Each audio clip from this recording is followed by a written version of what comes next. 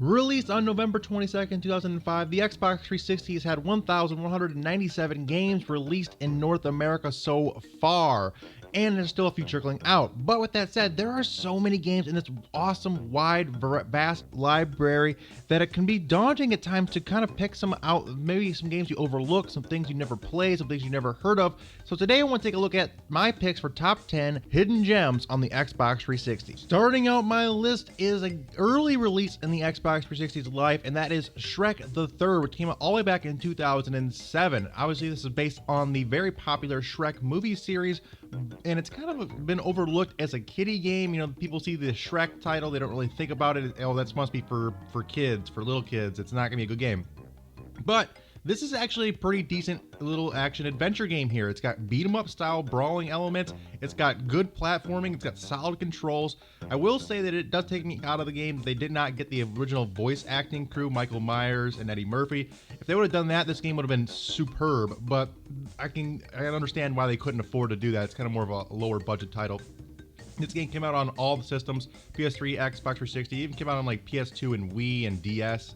But this is probably the best version of it here. Again, a solid little game, and it gets overlooked by a lot of people. It's actually a lot of fun to go back and play this one, especially if you're a fan of the movie series. I highly recommend giving this one a chance. Next up is an amazing game that I never hear anyone talk about, and that is Wet. Now this is a third-person hack and slash shooter game with all kinds of awesome platforming and quick time events, and just an amazing game. And it really went under the radar here. I don't think it sold very well. There was a sequel in the works that was eventually canceled before it was released.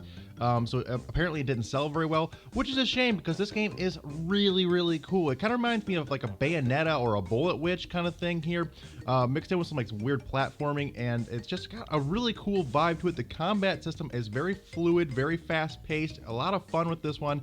Like I said, I've never heard anyone talk about this game, just never see anyone playing it either, but highly recommend this one as well if you're into like a platinum style game, like a Bayonetta. This is something that you should check out for sure.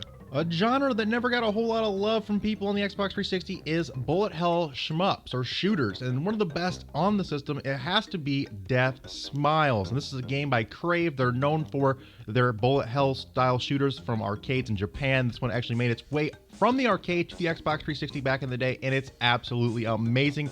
It's got, of course, this over-the-top Japanese anime like style feel to it with like Roman themes or something. I'm not really sure, like Gothic themes.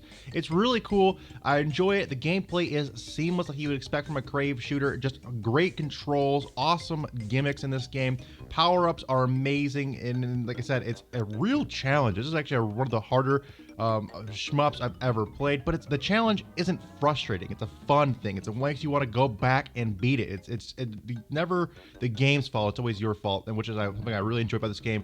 Again, it looks beautiful. It sounds great. Soundtrack's great. The visuals are amazing. And if you're into shmups, this is one you definitely need in your library. One of the best on the system and one of the best I've ever played. As far as action open world RPGs go, everyone knows on the Xbox 360 that Skyrim is the king. It can't be beaten. It's the best. But if you're looking for a similar style game in that vein, Kingdoms of Amalur is a really solid title here. It's got another open world here. It's vast. It's really good. It's lush. It's really filled out with NPCs, lots of side quests, lots of dialogue, lots to do in this world. Again, an open world action RPG here. The combat system is pretty freaking fun. It's got all kinds of spells and armors and upgrades and weapons. You can combine things, you can do things. There's elements in this that are very, very fun. And it's pretty well put together here. It's just a game that kind of gets overlooked. It came out right around the same time as Skyrim, and Skyrim obviously is the king of kings when it comes to this type of game. So it kind of got overshadowed, kind of buried by most people. People prefer to play, obviously, the better game in Skyrim, which is a shame because this game is solid. It does have lots of cool things in it, and it's one that if you like Skyrim, if you like that genre, I think it's worth going back to and giving a second try. There were a ton of these World War II air combat simulator games on the Xbox 360. Lots of them were okay, some of them were bad, some were good, but the best one I've ever played, and one that I think really nailed what this genre should go for, is Birds of Steel. This one stands out to me above the rest because of its just attention to detail. It looks great, it plays great, it feels amazing, it handles great. A lot of times these arcade flight sims can be kind of iffy on their controls. This one absolutely nails it. It feels very smooth when trying to handle an airplane. You can put your bombs and your shots very easily on target even without a flight stick. Also plays great with a flight stick if you happen to have one. But a game that you should definitely check out if you're into arcade flight sims, one of the best on the platform. Next up is a game called Spec Ops: The Line, which is a third-person shooter on the Xbox 360. And this came out back in the day when Call of Duty and Battlefield and things like Gears of War were way bigger. There was a little bit of hype for this game. I remember when it came out, it had a little bit of publicity, but it was just kind of washed away by Call of Duty that year, and no one really remembers this game. But it's got a solid campaign. It's actually one of my favorite third-person shooters on the system. Back in the day, it had multiplayer. I'm not sure anyone's playing it now. I doubt it. But it is backwards compatible with the Xbox One, so that's a plus for it. It's actually really cool. You can just pop it in your Xbox One and play it there. It'll enhance the graphics. So it's really cool to do that. I love that they did the backwards compatibility program. But this game, like I said, a grittier kind of take on it. It's got a really good storyline. The gameplay, the shooting action in this feels very smooth, very fluid. The cover-based stuff here also works very well. A solid little third-person shooter here that kind of gets overlooked by the other games that came out in time, but one that is definitely worth it going back and picking up. Another kids game based off a Disney movie. Like I said, these games get overlooked by most adults. They don't want to play these things, but it's actually a lot of fun, and that is Brave, which is based off of the Disney movie. And now, you don't have to have seen the movie to enjoy this game, though it does help if you're a fan, but like I said, you don't have to. It's a fun little action-adventure game here with awesome combat fluidity. It also looks very good for an Xbox 360 game. I think the graphics hold up, the style of it, the art style is very well done. And it's a very fun little game here. Like I said, if you're looking for something to play maybe with your nephew, maybe with your little son, or maybe someone who's just a little bit younger, you're looking for something family friendly, then this is one to keep in mind. Like I said, the boss fights are great. The combat in this game actually really strong. I love the shooting aspect of it. There's also elements in there. You can mix it up so you can use different types of elements against different kinds of enemies for power bonuses. A very fun and overlooked game in my opinion, and one that is definitely worth trying. One of the weirdest but one of the coolest games I've ever played on the Xbox 360, and one that no one ever talks about anymore, is Afro Samurai. This is an amazing hack and slash game on the 360, and if you're a fan of Samuel L. Jackson, and I am obviously, you're gonna love this game. His voice acting in this is absolutely hilarious. It makes this game a very standout title.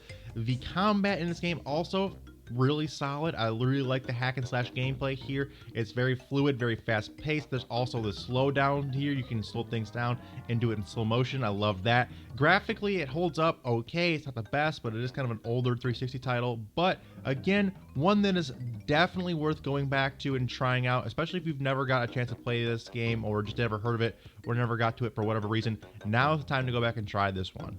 If you're a survival horror fan, then I've got you covered as well. A game that gets overlooked all the time, and until just recently we got some announcements in the series where they're getting a prequel, I think, or something like that. But this game is called Deadly Premonition, and it is outstanding. If you're a fan of Silent Hill, if you're a fan of Resident Evil, older style games like that, then this game is right up your alley. It has a very spooky feel to it. It's got all kinds of crafting and exploring and backtracking and all these things that are in these type of games that make them great. But on top of that, it's got awesome boss fights, got very scary enemies, it's got jump scares, it's got all kinds of things. So if you're into survival horror, this is one that doesn't get talked about quite as much as, say, the Resident Evil series or some of the others, but it is coming back, I believe, as well. They just announced they're bringing this back for the Nintendo Switch. I believe they're bringing this game back out. So if you've never played this one, now's the time to go back and get it. It's getting kind of pricier, believe it or not, but still worth picking up and checking out if you guys can get your hands on a copy. And finally, my last recommendation is a game that no one ever talked about until the sequel came out, and that is Nier. Now, of course, everyone loved Nier Automata on the PS4 and later on the Xbox One,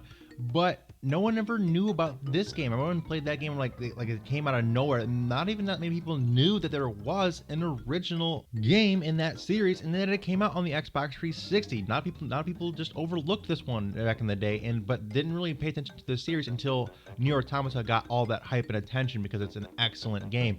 But this one is also a standout for me. It's not quite as good. The combat's a little bit different. The storyline's a little bit weirder, but it's solid. It's very, very solid. And like I said, if you're a fan of Nier Automata and you're a fan of that universe and all that style of combat and things like that, then this is definitely one you should go back, check it out if you're into that type of thing. It's a great little action RPG. Combat system, very fluid, very fun, and it doesn't overstay its welcome in my opinion. It's not a 100-hour game. It's one you can get done in probably like a third of that. So I really highly recommend this one. I've had a lot of fun with it, and if you've never played it, I highly recommend you do so.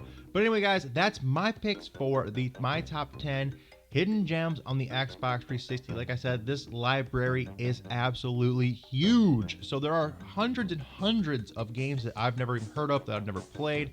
So if you guys have played something that should make this list, or if you guys want to see a part 2 to this list where I look up some more games and play them for you, then leave some comments down below telling me what I should play, what I should pick up, things like that. But anyway, guys, thank you guys so much for watching today's video. If you guys do me a favor, smash that like button, subscribe for more videos in your sub boxes daily.